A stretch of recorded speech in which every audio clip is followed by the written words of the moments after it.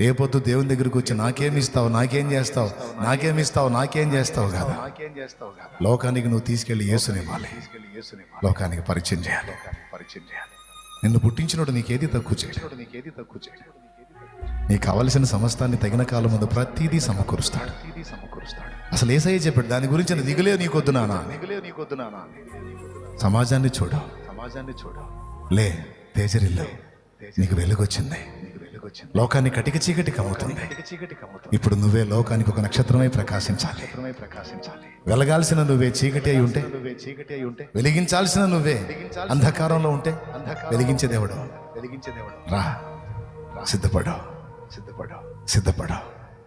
చాలా రోజుల నుంచి నీ కోసం ఎదురు చూస్తున్నానని నా దేవుడే సూటిగా నీతో మాట్లాడుతున్నాడు.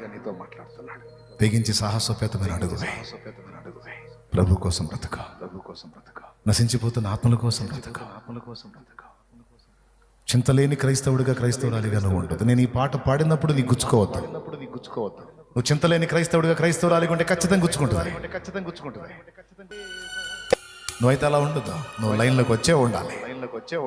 చింత కలిగిన క్రైస్తవుడిగా, బాధ్యత కలిగిన క్రైస్తవుడిగా, ఆత్మలను వెలిగించిన క్రైస్తవుడిగా నువ్వు తయారు కావాలి. దేవుడు మనందరికీ తోడై ఉండునుగాక.